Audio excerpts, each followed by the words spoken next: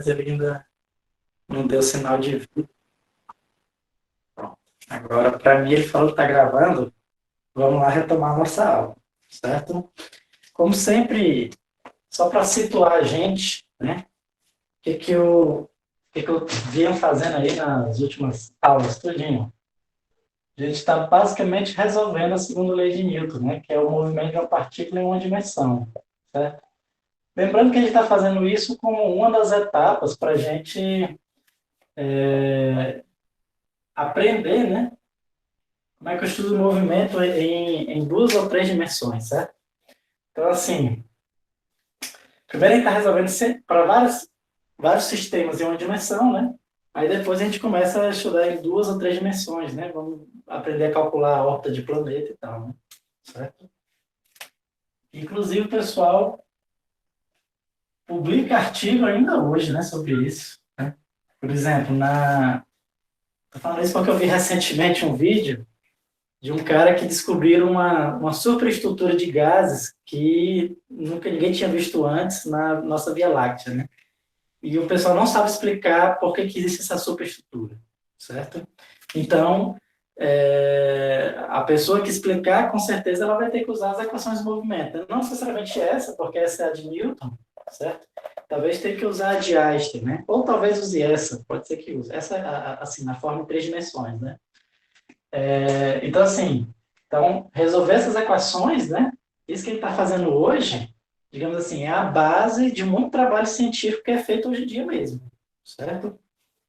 Só para não quero que vocês tenham a impressão que o que eu estou fazendo aqui é coisa inútil. Não, né? É coisa realmente aplicada no nosso dia a dia.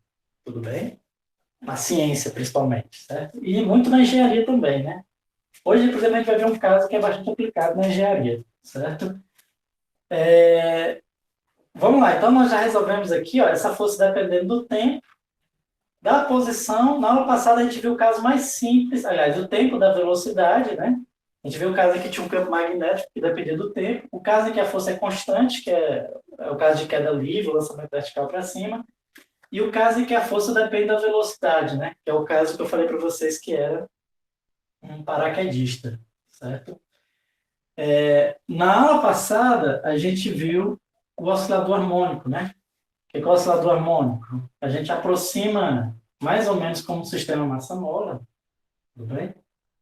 Ou seja, como se tivesse um corpo preso numa massa, certo? E aí a força, nesse caso aqui, a força resultante, ela tem expressão menos que a x, né? A força elástica, né? Ou lei de Hooke, tudo bem? E aí a gente resolveu, né, essa equaçãozinha na aula passada, certo? Ficaria assim, né, equação? Isso aqui é menos que a x, a gente vê a solução, né? Eu vou parar de onde a gente começou na aula passada. Quer dizer, vou parar de onde a gente terminou, vou começar de onde a gente terminou na aula passada. E a gente achou o seguinte, que a posição em função do tempo, ela era uma constante C1 vezes o cosseno de raiz de K sobre M vezes T, mais uma constante C2 vezes o seno de raiz de K sobre M vezes T. Tudo bem? Nós achamos essa soluçãozinha aqui, né, dessa equação diferencial, tudo bem? Caso vocês queiram mais detalhes, né, pode olhar lá na nossa aula passada. No final da aula passada eu expliquei bem direitinho, né, o Adriano até me ajudou, como é que a gente chega aqui nessa solução, certo? Eu postei todas as aulas, tudo bem? Estava devendo as aulas para vocês, mas já está tudo postado lá no sistema, graças a Deus, certo? Eu só quero rapidamente a gente entender como é que funciona esse movimento aqui, né? Um corpo que tem essa equação, como é que é o movimento dele, e aí a gente passa para o que a gente chama do oscilador amortecido, né? A gente vai colocar um termo de amortecimento aqui nesse oscilador, pode ser um carro com amortecimento, por exemplo, né? E aí a gente, e aí a gente, e pronto, e aí basicamente a gente termina essa parte, né? A parte de energia termina essa parte do movimento em uma dimensão, tá ok? Como sempre, né, se eu estiver indo muito rápido, vocês podem me dar o toque aí, fala aí que eu vou indo devagarzinho, tudo bem? Então, primeiro essa equaçãozinha aqui, primeira coisa que eu quero fazer com vocês é que, normalmente, né, para a gente poder visualizar melhor como é esse movimento, a gente transforma essa equação de outra forma, uma forma equivalente, certo? Não sei se vocês lembram, mas tem uma relaçãozinha lá da trigonometria, né? E é o seguinte, que cosseno de A mais B é o quê? Cosseno A, seno B, menos seno A, cosseno B, certo? Ou seja, o que a gente faz? A gente usa essa equaçãozinha aqui para transformar isso aqui em um único cosseno, né? A gente vai transformar isso aqui num cosseno só. Tudo bem? Deixa eu só ver quem foi que entrou agora. Foi a Thaís. Boa noite, Thaís. Você pegou ela bem no comecinho, certo? Falei quase nada, só a revisão da aula passada, certo? Então, ou seja, é como se a gente fizesse o seguinte, esse C1 e esse C2, certo? Eu escrevo de uma forma inteligente que isso aqui vai se transformar num cosseno, né? Para ser um pouco mais exato, né? Eu escrevo dizendo o seguinte, que o C1 vai ser um xm, daqui a pouco a gente vai entender o que é esse xm, vezes o seno de um φ0, e o C2 eu escrevo como sendo menos o mesmo xm vezes o cosseno de φ0. Quando eu substituir aqui, certo? Eu vou ver que eu vou obter exatamente essa equação. Esse xm aqui eu vou botar em evidência nos dois termos, certo? E aqui eu vou ter o cosseno vezes o seno de φ0, ó, cosseno vezes seno, e eu vou ter menos o seno vezes o cosseno. Então, vou colocar logo aqui o resultado final, certo? O resultado final vai ficar assim, ó, xm cosseno de raiz de k sobre m t mais o φ0, certo? E essa aqui é a solução mais que você vai mais visualizar, né? Sempre quando você procurasse em algum lugar movimento harmônico simples, oscilador harmônico, certo? Você vai ver essa equaçãozinha como sendo a equação do movimento, que nada mais é do que essa mesma equação, certo? Só o que muda é que a gente escolhe essas constantes C1 e C2 de tal forma que fique desse jeito bonitinho, né? E aqui, essas coisinhas aqui vão ter significados bem evidentes para a gente, certo? Professor, então eu posso utilizar, né, essa forma aqui final do que ficar passando por esse espaço aqui, né? Exatamente. Você já pode pensar logo que a solução geral é essa aqui. Aí não precisa demonstrar isso aqui não, né? Não, precisa não. A não ser que a questão fale explicitamente. Tá Demonstre certo. a equação do movimento oscilador harmônico. Aí, bota essa aqui. Pá. Aí você Tá tem que falar. certo. Tá vendo? Mas se você vai usar na prática, não precisa repetir esses passos tudinho, né, que eu fiz. Certo? Só uma curiosidade aqui para vocês, é porque é o seguinte, uma coisa que vocês sempre têm que ter em mente, né? Se alguém aí for para matemática aplicada, certo? Matemática aplicada é basicamente solução de equação diferencial, né? Principalmente se for na física, certo? Você tem que ter em mente o seguinte, que uma equação diferencial de segunda ordem, certo? Sempre vai depender de duas constantes. Na grande maioria das vezes vai ser assim, né? Uma constante vezes a função, mais outra constante vezes a função. Só que aí o que foi que eu fiz aqui? É como se eu tivesse trocado as constantes que eu dependo, né? Em vez de depender desse C1 e desse C2, agora eu vou depender de duas constantes. Esse CM, aliás, o XM e o φ0, né? E eles são determinados da mesma forma que essas constantes eram determinadas, né? Como eram? Pelas condições iniciais, né? Não sei se vocês lembram, né? Uma equação de segunda ordem, você tem duas constantes, então você precisa ter duas condições iniciais, né? Quem são essas condições iniciais? Você tem que saber quando é a posição do corpo, quando o tempo for zero, certo? E você precisa saber a velocidade do corpo quando o tempo for zero.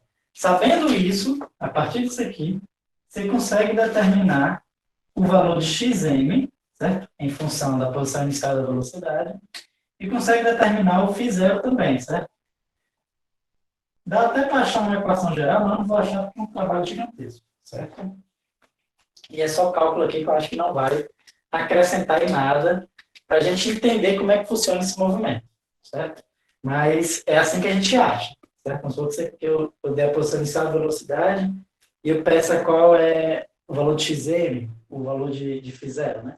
Então, vocês vão lá e fazem aquele procedimento que vocês faziam lá em equação diferencial, né? Aquele mesmo procedimento, certo? E aí você substitui, né? Ó, aqui por x0 e o tempo por zero. Aí acha uma equação, deriva, substitui aqui por v0 e aqui por zero, e aí você faz um sistemazinho, acha o xm e φ0. Certo? Depois eu posso até fazer um exemplo, se não ficou claro para vocês. Mas, por enquanto, eu quero que a gente entenda essa equaçãozinha aqui, certo? Primeiro, o que ela significa para a gente, certo? Então, vamos lá. Para a gente entender aqui como é que funciona ela, vamos ver mais ou menos como é o gráfico dela, certo? Então, o gráfico dela, na verdade, não tem muito o que inventar, né? É um cosseno, certo? E um cosseno, como é que é o gráfico da função cosseno? Né? É uma senoidal, né? Ou seja, aquele negócio fica oscilando, né? Entre um e menos um, certo?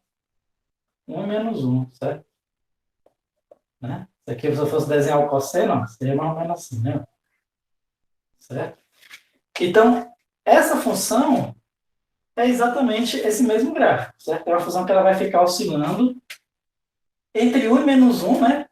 Essa parte aqui, ó. Só que quando eu multiplico por xm, eu vou oscilar entre mais xm e menos xm, certo? Então, vamos desenhar aqui um exemplo.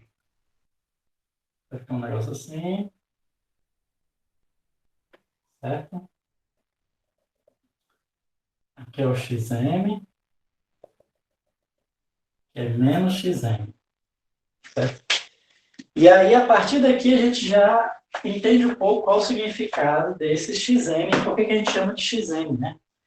Ou seja, o meu corpo, ele está oscilando entre essa posição máxima, xm, e essa posição mínima, menos xm. Né? Lembrando, o que eu tenho aqui? Eu tenho um corpo preso numa mola. Né? E aí, quando eu puxo ele e solto, o que vai acontecer? Ele vai ficar oscilando entre uma posição máxima, xm, e uma posição mínima, menos xm. Né? Lembrando que a posição de repouso é o x igual a zero. Certo? Ou seja, esse xm aqui é exatamente o quê? A amplitude, né? A amplitude do movimento, certo? E a gente chama de xm exatamente de x máximo, é a posição máxima do corpo, tudo bem? E o cosseno, né? É exatamente um corpo que fica oscilando, certo? Então, ele vai ficar oscilando. Lógico que está um pouco mal desenhado isso aqui, né? Essa aqui era para estar exatamente no meio, mas está um pouco mais, vocês sabem como é que é a função cosseno, certo? Qual é a outra propriedade da função cosseno? Não sei se vocês lembram, a outra propriedade da função cosseno é que ele é periódico, né? Ele é periódico, certo? Ou seja, ele se repete. A cada intervalo de tempo, ele vai se repetindo, né? Ou seja, por exemplo, se eu pegar esse ponto bem aqui assim, né? Se eu pegar um ponto na mesma altura aqui, comparar esse trecho aqui da minha função com esse trecho aqui da frente, ó, eles vão ser iguais, certo? Eles deveriam ser iguais. Não é porque o meu desenho está mal feito, mas eles deveriam ser iguais, certo? Então, assim, o cosseno ele vai se repetir em intervalo de 2π, né? Ó. Se eu pegar aqui a equação do cosseno bem direitinho, é assim, ó. Bem aqui, esse é 2π, né? O cosseno começa aqui no 1, né? Aí ele vem e volta para o 1 no 2π. Volta para o 1 de novo no 4π, né? Depois de novo no 6π.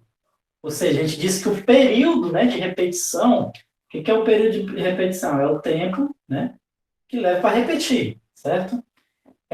Na verdade, a gente chama de tempo, porque vem da física, né, de um período, né, remete à ideia de tempo, sendo que período a gente usa para qualquer função, né? Qualquer função periódica você chama desse intervalo de repetição de período, certo? Então, o período de repetição no cosseno sempre é 2π, certo? Sempre. Tudo bem? Mas, esse cara aqui, ele vai se repetir em outro intervalo de tempo, né? A gente chama de um T maiúsculo, certo? É o período mesmo, certo? O período da nossa oscilação aqui é um T maiúsculo, certo? E vocês devem lembrar, né? Que eu acho que a gente estudou isso aqui no ensino médio, certo? o período. O que é o período? Matematicamente, né? É o intervalo em que a função começa a se repetir. Fisicamente, o que é? É o tempo de um ciclo, né? É o tempo que ele faz o movimento dele e volta a fazer, né? O corpo não fica oscilando, né? Ele fica oscilando. Então, é o tempo que ele leva para ir e voltar para o mesmo ponto que estava, com a mesma velocidade, certo? Então, o período, ele é exatamente o tempo de um ciclo que a gente chama, né? O tempo de uma oscilação, certo? E aí o que acontece? Esse termo aqui, que multiplica o t, certo? Ele vai exatamente modificar o período do cosseno. Se não tivesse esse termozinho aqui, ó, essa minha função sempre teria um período de 2π, certo? Mas como tem esse termo multiplicativo, a gente diz que é uma mudança de escala, certo? Como tem essa mudança de escala, o período se modifica, certo? Para ser um pouco mais exato, o que a gente faz? O período vai se modificar exatamente esse fatorzinho aqui, certo? Que é o raiz de k sobre m, vai ser exatamente o 2π sobre o período. Tudo bem? Por quê? Porque o que vai acontecer é o seguinte. Imagina o seguinte, ó, esse termo aqui vira 2π sobre t, né? Sobre o período. Quando esse meu tzinho virar o t maiúsculo, certo? O que eu vou ter? Isso aqui vai virar um 2π. Ou seja, aqui virando 2π é a hora que o meu cosseno começa a repetir. Então, de acordo com o t vai indo de 0, né, até o t maiúsculo aqui, certo? O que vai acontecendo? É o tempo que leva do meu corpo repetir o movimento. Certo? Só que eu quero que vocês entendam matematicamente como é que acontece esse processo. Ou seja, em outras palavras, eu quero dizer para você o seguinte: eu consigo calcular o tempo de repetição da minha oscilação em função da constante elástica da massa, né? Se eu isolar o meu período aqui, ó, certo? Se eu isolar o meu período, eu vou obter que meu período isolando aqui dá o quê? 2π, né? 2π raiz de m sobre k, certo? Então, esse aqui é o tempo de uma repetição, certo? E observe que só depende da massa, né, que está oscilando, e da constante elástica. Tudo bem?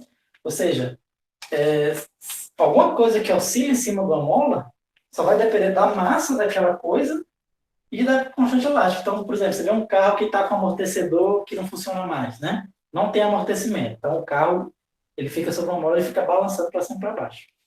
Aquele balançar para cima e para baixo só depende da massa do carro e da constante elástica, né? Por exemplo, da massa, né?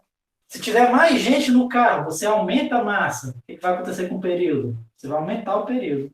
Ele vai ficar mais, ele vai demorar mais tempo para fazer uma oscilação, né?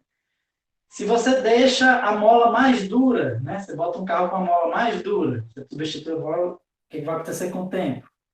Você vai diminuir aqui o período, então o carro vai oscilar mais rapidamente. Tudo bem?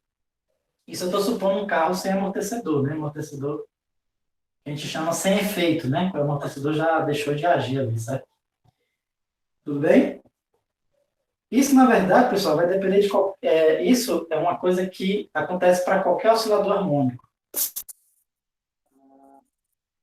Só um minutinho aqui, pessoal. É porque como eu estou fazendo aqui a filmagem no meu celular, quando alguém me liga, aí ele dá essa volta aí, certo? Mas vamos lá. Só para a gente ter um pouquinho uma ideia, né? Vou falar do pêndulo um pouco melhor depois, mas um pêndulo também é um sistema oscilador harmônico. Certo? O pêndulo também é um sistema oscilador harmônico, né? O que é um pêndulo? É quando você pega um objeto e prende ele, né, na ponta de um cordão, de um cabo, pode ser até uma haste fixa, certo? E ele vai ficar oscilando, né? Quando você vai analisar a equação desse cara, é uma equação muito parecida com isso aqui, certo? A única diferença é que aqui, em vez de ser a posição, vai ser o ângulo, esse ângulozinho aqui, certo? Esse ângulo com essa vertical. Tudo bem? E aí você vê o seguinte, que para esse cara aqui, o período, ele vai ser 2π raiz de G sobre L. L sobre G, perdão. L sobre G. Certo? E aí, ou seja, o período de oscilação de um pêndulo, ele só depende, o que é o L? É o comprimento do pêndulo e G é a gravidade. Certo? Então, assim, o período de oscilação só vai depender das propriedades do pêndulo, né? Não depende da condição inicial. Você pode botar uma velocidade gigantesca. Você pensa assim, vou botar aqui uma força bem grande porque ele vai oscilar bem muito. Por incrível que pareça, não vai fazer diferença, né? Ele vai sempre oscilar com o mesmo tempo, independentemente da velocidade da posição inicial, né? Você pode ver isso num balanço, naqueles balanços no parquezinho, né? Você pode empurrar com força e o cara ir lá na frente e voltar.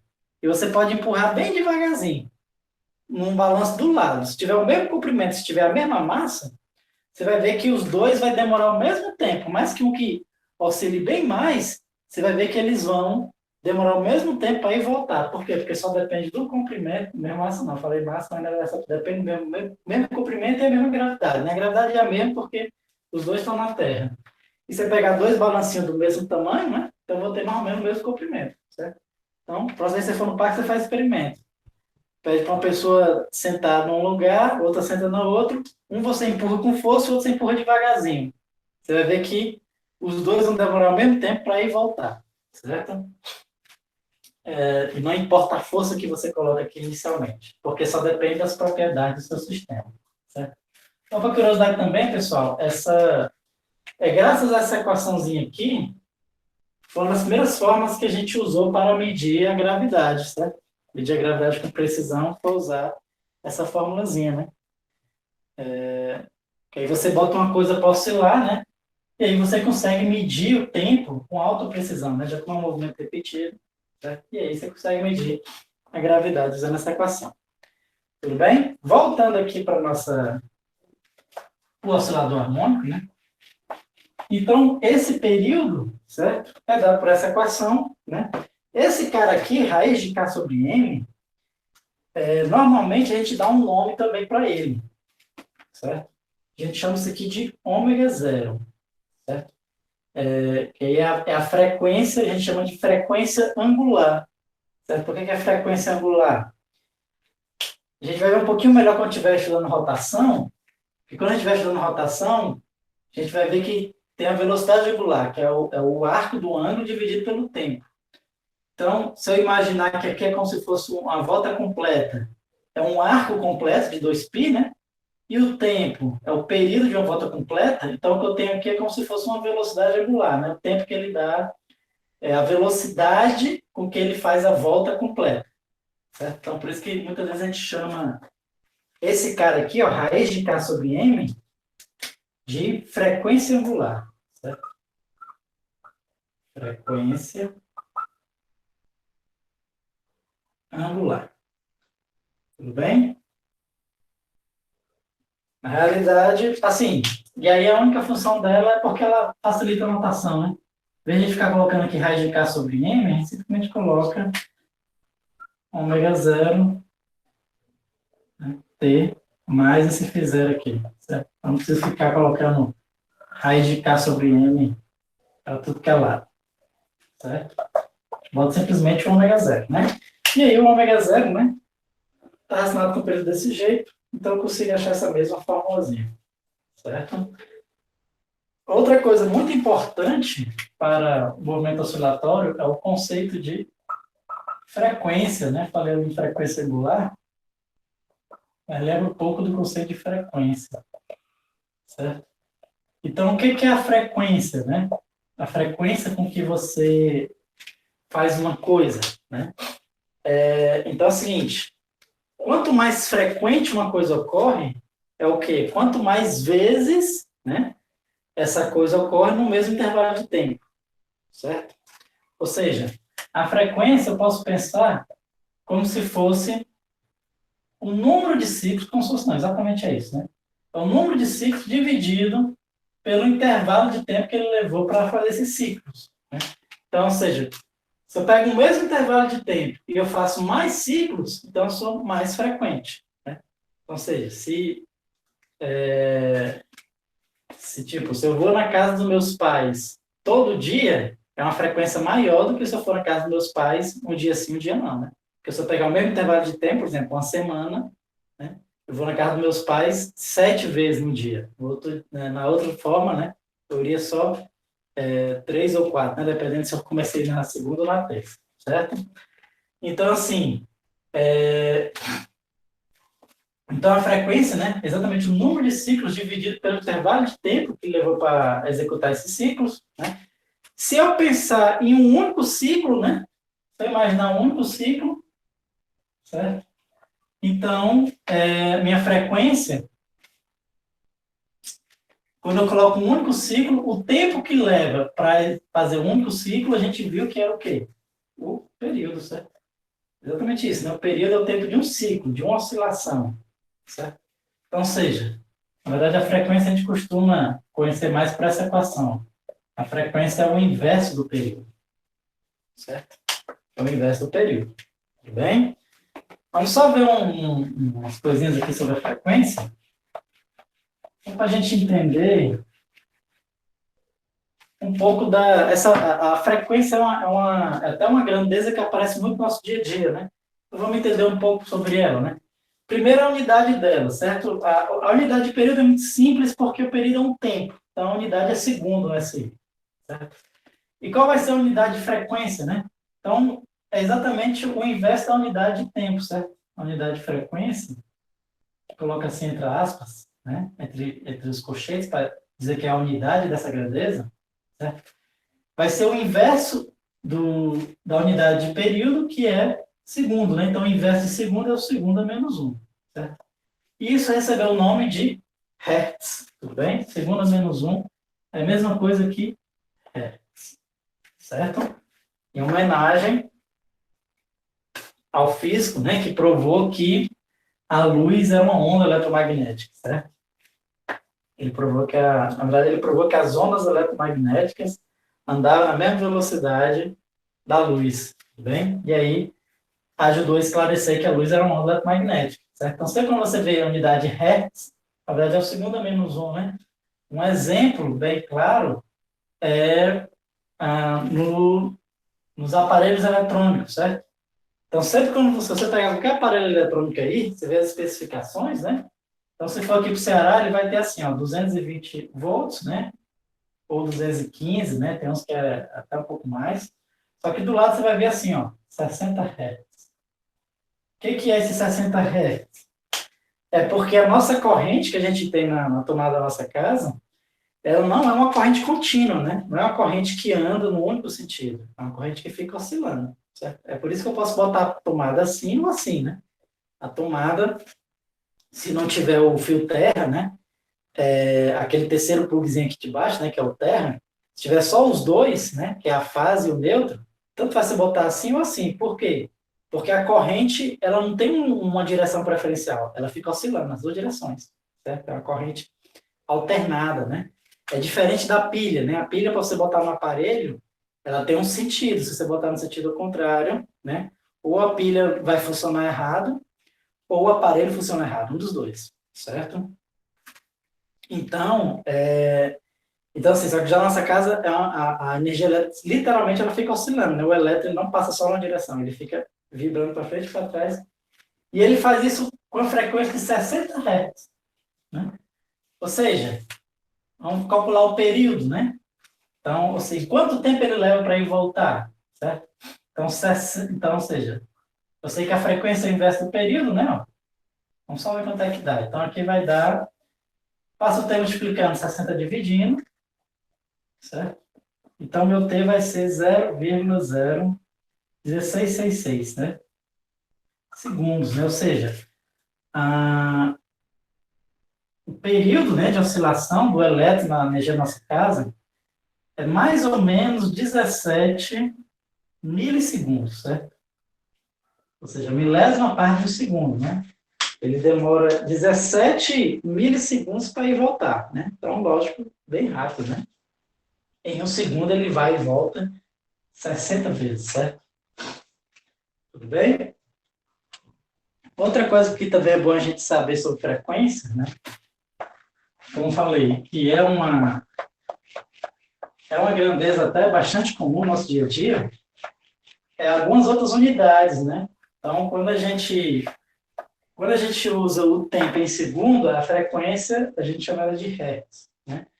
Mas você pode ter ela também em RPM, né? O famoso RPM, né? O RPM, por exemplo.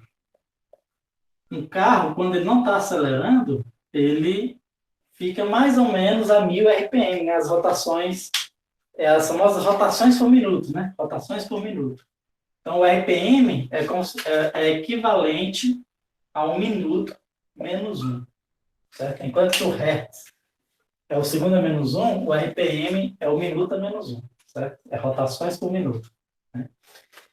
E só para a gente ter uma ideia, né? Vamos transformar, por exemplo, isso aqui em Hertz, né? Vamos ver o motor de um carro, né? Quando você está sem acelerar, ele fica mais ou menos 1000 RPM, certo? Ou seja, 1000 rotações por minuto. E um minuto ele dá 1000 rotações, mais ou menos. Vamos ver como é que a gente transforma isso para Hertz, só para a gente entender um pouquinho, né? A única coisa que você tem que entender é o seguinte, é que 60 RPM, né? Ou seja, um corpo que ele faz 60 rotações em um minuto, certo? Ele é um Hertz, né? Ou seja, ele faz um por segundo, né? O corpo que roda 60 vezes em um minuto, então em um segundo ele faz uma vez só, tá bem? Só para a gente fazer isso aqui, só para a gente entender um pouco aqui como é que transforma, certo? Então, lembrando lá naquela história de transformação de unidade, né? Então, para transformar isso aqui para Hertz, basta eu dividir por 60, né? Então, o motor do carro, se ele fosse em Hertz, né? Se ele não fosse calibrado em rotações por minuto, ele fosse calibrado em Hertz, ele daria, aí o quê, ó? 100 dividido por 6, que é 16,666, né? Então, aproximadamente 17 Hz, né? Certo? É a frequência do motor do carro quando ele não está oscilando, certo? Aliás, quando ele não está acelerando, né? Quando você acelera o motor do carro, geralmente você chega ali a 5, 6, né? No máximo estourando 8, certo? No máximo estourando 8. Você passar muito disso, passar muito tempo, a 8.000 RPM, o motor do carro pode bater. Ele esquenta tanto que ele bate. Então, só para a gente ter uma ideia, né? Então, a frequência máxima que um carro chega, mais ou menos, é o quê? 8 vezes isso aqui, né? Que daria o quê? 80 com 56, 130 alguma coisa, né? Oh, é. Ou seja, então, quando o motor do carro está chegando mais ou menos a essa frequência aqui, ele pode começar a bater, certo? Só para a gente ter uma ideia, né, pessoal, mais ou menos do que é essa frequência, certo? Então, lembrando, né, período é o tempo de uma oscilação, a frequência é exatamente o inverso do período, né? É quantas oscilações ele faz na unidade de tempo, certo? Então, nesse caso, o motor perto de bater, né, seria 136 oscilações em um segundo, certo? Frequência, certo? Então, pronto. Então, voltando aqui para aquela equaçãozinha que a gente viu, voltando para aquela equação que a gente viu, certo? Deixa eu ver aqui. X de t é igual a xm cosseno de ômega t mais um φ zero. A gente já entendeu, né? O que é o xm, já entendemos o que é o ômega, né? Chamar de ômega zero aqui. Falta só a gente entender o que é esse φ zero, né? Na realidade, pessoal, esse φ zero, ele é o que a gente chama da fase inicial, certo? Deixa eu desenhar aqui a função cosseno, né? Oscilando, a senoidal, certo? Vamos desenhar ela aqui. Então, fica o seguinte. O que acontece? Tanto faz se é seno ou se é cosseno, a gente chama de senoidal, certo? Até porque o cosseno é um seno deslocado, né? Não sei se vocês sabem, mas como é a função seno? A função seno ela é assim, né? Aqui é o seno de t. Como é a função cosseno? É exatamente igual, só que deslocado, né? Para cá. Então, desloca exatamente π sobre 2 e ela fica assim, certo? Que é o desenho resto, né? Mas esse pedacinho aqui, ó, eu simplesmente desloco ela para cá. Tudo bem? Não é à toa que o cosseno, ele é o seno, certo? Mais π sobre 2, certo? E isso é uma coisa que eu quero que vocês entendam. Sempre quando você tem uma função e você soma alguma constante aqui, você vai deslocar essa função por esse valor que você somou, certo? Então, esse deslocamento aqui de π sobre 2 é só porque você somou π sobre 2 aqui no seno, certo? O cosseno de t ele é seno de t mais π sobre 2. Então, quando você soma, você desloca para a esquerda, certo? Se você subtrair, você desloca para a direita. E aí, esse φ zero, ele tem exatamente essa função, certo? Se eu não tivesse ele, a minha função sempre seria igual ao cosseno, ou seja, ela sempre começaria nesse ponto aqui, ó, certo? Seria desse jeito aqui, ó. Você começaria aqui, certo? Só que, na realidade, o movimento de oscilação ele pode começar de qualquer lugar, né? Vai depender da posição inicial e da velocidade inicial. Então, esse φ zero, ele tem exatamente a função de deslocar a minha senoidal, certo? Ele vai deslocando essa senoidal exatamente para se adequar à posição inicial e à velocidade inicial, certo? Então, se você dá até para a gente fazer uma comparação, né? O quanto ele foi deslocado aqui, certo? O quanto você desloca da posição do cosseno é exatamente esse φ zero, certo? Seguindo essa mesma lógica, né? Então, é como se fosse o seguinte, lembrando que quando você soma, eu desloco para a esquerda, certo? Ou seja, a minha função cosseno, né, que ela começaria bem aqui assim, ó, ele foi deslocado da esquerda de todo esse valorzinho aqui. Ó. Todo esse valor aqui, certo? Seria o quanto eu desloquei aqui o meu φ zero. Tudo bem? Quanto eu desloquei o φ zero. Sendo que, como isso aqui é em termos de tempo, né, eu preciso só converter, né, o ângulo para tempo e eu converto exatamente multiplicando por t dividido por π. Então, quanto ele se desloca é exatamente isso aqui. Certo? Mas isso aqui você não precisa nem saber, tudo bem, pessoal? Estou só falando, só para argumentar aqui a ideia de que quando você soma alguma coisa, você desloca a sua função. Né? Mas o φ zero você não descobre desse jeito, você descobre a partir das condições iniciais. Certo? E ele serve exatamente para deslocar essa minha função. Tudo bem? E a gente chama ele de fase inicial. Certo? Então, por exemplo, o seno e o cosseno, a gente diz que eles estão em diferença de fase, né? Porque como eles estão deslocados exatamente de 2π, quando um é máximo, o outro é zero. Né? Quando um atinge um valor de máximo ou mínimo, o outro está exatamente zero. Certo? Se eles estivessem em fase, né? Então eles estariam exatamente oscilando juntos. Tudo bem? Vamos lá, só para a gente terminar aqui esse movimento, vamos ver como é que é a função velocidade, certo? A gente achou a posição, tá ali, né? Meu x de t. Se eu quiser saber como é a velocidade, como é que a gente aprendeu, simplesmente deriva, né? Então, derivando o cosseno dá menos seno, certo?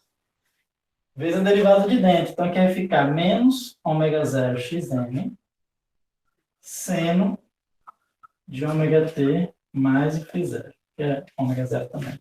Então, minha equação da velocidade é essa aí. Né? O que a gente observa? Primeiro que ela também é oscilatória, né? Só que em vez de ser o seno, ela é um cosseno, certo? Deixa eu só botar a equação da velocidade para cá.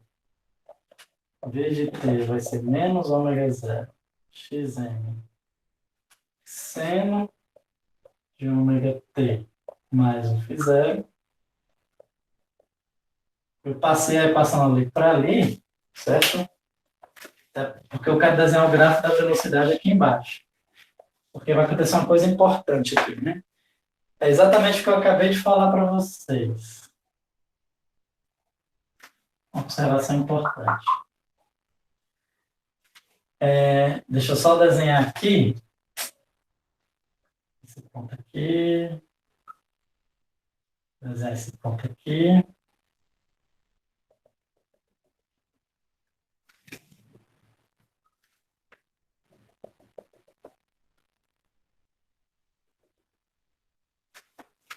Bom, esses pontos, o seno vai ser o seguinte. 0. A minha velocidade ela vai ser assim.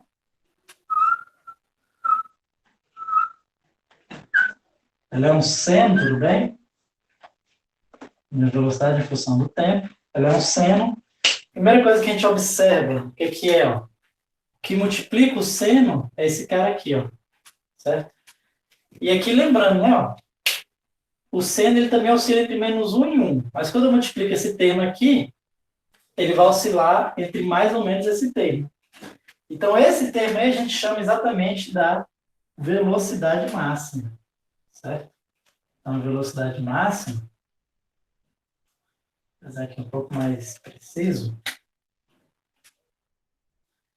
Esse termo aqui da velocidade máxima, você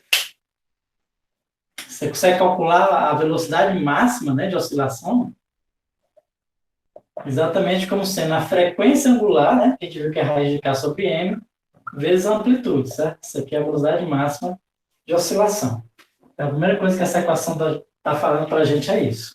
Outra coisa importante é que, como ela vira um seno, aí vocês viram exatamente aquilo que eu falei, né?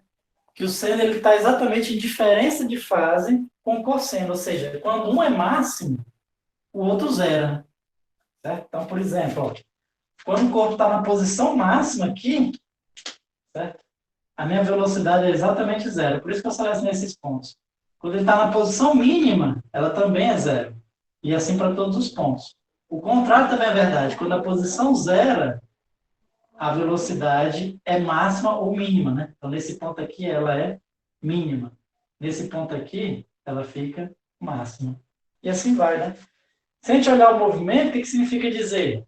Que o meu eixo X, que o zero. Meu corpo está oscilando aqui, ó, entre essa posição, a posição máxima e a posição mínima.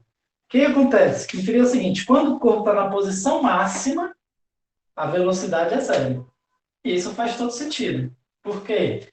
Porque quando o corpo está na posição máxima, ele vai inverter o movimento. Então, se ele está oscilando, quando ele chega na posição máxima, ele tem que parar e voltar. Inverte o movimento.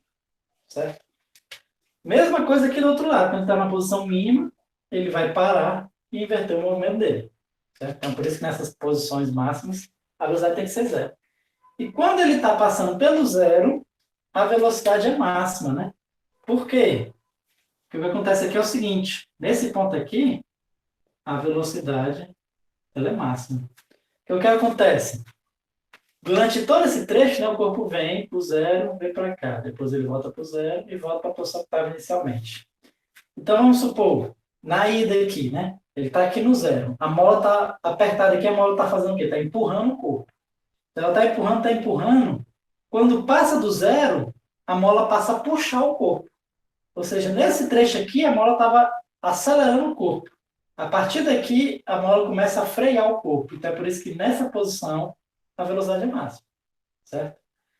E máxima positiva, né? Porque é para a direita. Na posição contrária, ela passa a ser negativa, né? Lembrando, o que essa velocidade negativa significa? Velocidade negativa significa que o corpo está na direção contrária ao sentido que você considerou positivo, certo? Então, velocidade nesse sentido são velocidade positiva, velocidade no sentido contrário é velocidade negativa, certo? Na verdade, o sinal da velocidade depende da sua descrição, né? Ele não é uma coisa física, não é uma coisa real, é uma coisa que depende da sua descrição matemática. Tudo bem, pessoal? Qualquer dúvida pode perguntar, certo? Vamos para a aceleração, né? Então, para eu achar a aceleração, ó, derivo novamente, o que eu vou obter? Menos ômega ao quadrado xm. O seno volta a ser cosseno, né? Cosseno de ômega t, mais o φ zero. Certo? E aí a aceleração, pessoal, na verdade, o que eu observo? Que esse aqui, ó, xm, cosseno de ômega zero t mais φ0 é exatamente o meu x de t, né? É exatamente a minha função. Ou seja, a minha aceleração ela vai ser menos ômega zero ao quadrado o x de t. Que na realidade nada mais é do que a nossa equação diferencial, tudo bem? Isso aqui é a equação diferencial, né? A aceleração é o quê? d2x dt2. O que é o ômega zero? Raiz de k sobre m ao quadrado menos k sobre m, x. Ou seja, só fiz reobter minha equação diferencial, tudo bem? Quando eu obtenho a minha aceleração, né? E é sempre assim, né? Que afinal de contas, a aceleração é a própria equação diferencial, certo? Quer dizer, a minha equação diferencial, eu determino exatamente a aceleração. Então, assim, mas só para a gente entender um pouquinho da aceleração, como é que vai ser a aceleração, né? A aceleração gráfica é exatamente igual ao da posição, só que com sinal trocado, né? Então, se eu fosse calcular aqui a aceleração, ela seria exatamente esse cara invertido, né? Então, seria um negócio assim, ó. Um negócio assim. Deixa eu fazer meu cor aqui. Teria também só uma mudança de escala por causa da... Ele ter que zerar o mesmo lugar, né? Perdão, aqui. Zerar o mesmo lugar. Pronto. Fizeram no mesmo lugar. Ou seja, é o mesmo grau, só que invertido, né? Por que eu fiz isso? Só para deixar claro, né? Essa minha equação está falando isso, né? Que a aceleração é o mesmo da posição, só com o sinal trocado e com mudança de escala, né? O que eu quero dizer com isso? Que a aceleração máxima aqui não vai ser só o xm, né? Vai ser o ômega zero ao quadrado de xm, certo? Então, você vai aumentar ou diminuir isso aqui dependendo do valor do ômega zero. Tudo bem, pessoal? Alguma dúvida? Lembrando que esse movimento, certo? Ele... Assim, a gente está estudando para o caso mais simples que existe, ou seja, um caso ideal, né? Que é um objeto aqui preso numa mola, certo? Mas, como eu falei, esse movimento ele é muito importante para a física. Por quê? Porque tem vários sistemas que, no limite, se comportam como isso aqui. É o caso de dos átomos, por exemplo. Os átomos numa rede cristalina, eles oscilam, né? Como se fosse um sistema massa-mola, né? Até mesmo a molécula de um gás, né? Um gás oxigênio, certo? O gás oxigênio é o O2, né? O gás que a gente respira, o O2. Eles são duas moléculas. E esses caras, eles oscilam, certo? E por que pareça, eles oscilam, né? Dentro de um certo limite, seguindo exatamente essas mesmas equações que a gente estudou aqui, tudo bem? Então, por mais que a gente tenha estudado por caso ideal, essas mesmas equações a gente aplica para vários casos diferentes, certo? Tudo bem, Vitor, acontece, né? Acho que até a minha internet também não está muito boa, não está lá essas coisas, certo? Pessoal, vamos fazer o seguinte, vocês têm alguma dúvida? Porque se vocês não tiverem nenhuma dúvida, né, eu queria ver a parte do oscilador harmônico amortecido, mas não vai dar mais tempo, né? A gente já está com 50 minutos, quase uma hora de aula, então o oscilador amortecido eu vou resolver outra equação diferencial, né, usando a mesma técnica que a gente usou, então não vai dar tempo a gente fazer aqui nesse restante de aula, né? Então, se vocês não tiverem nenhuma dúvida, eu vou encerrar a aula aqui e aí a gente resolve o oscilador harmônico amortecido na próxima aula. Tudo bem, pessoal? Alguém tem alguma dúvida? Professor, por mim eu não tenho nenhuma dúvida. Tudo bem, imagino que o pessoal também não esteja nenhuma dúvida. Então, vamos fazer isso. Então, a gente fica por aqui, certo? Desejo uma boa noite aí para vocês. E a gente se vê de novo na quarta-feira, onde a gente vai resolver o oscilador harmônico amortecido, né? O oscilador harmônico amortecido tem umas coisas interessantes, né? Que a gente vai entender um pouquinho sobre ressonância, né? Porque, por exemplo, não sei se vocês já viram imagens de ponte entrando em ressonância, elas começam a vibrar, pode inclusive romper a ponte, certo? Vamos entender um pouquinho disso na próxima aula, certo? A Adriana falou o seguinte, quando a gente tiver a lixa, as duas vão aparecer. Tudo bem. Em relação à lixa, quando a gente terminar essa parte do movimento unidimensional, né? Aí eu vou passar a lixa para vocês, certo? E aí eu faço daquele jeito que eu falei para vocês, né? Tem dois assuntos que, se quem não quiser fazer a lista, não precisa fazer a lista, desde que dê essa aula sobre esses assuntos. E aí fica a cargo de vocês se vai querer fazer a lista ou se vai querer dar aula. Tudo bem? Aí a gente vai conversando. Quem quiser, a gente vai aparecendo as ideias, tudo bem? Então, por hoje a gente fica por aqui, certo? Uma boa noite para vocês e até quarta-feira, né? Que é a nossa aula. Até, professor.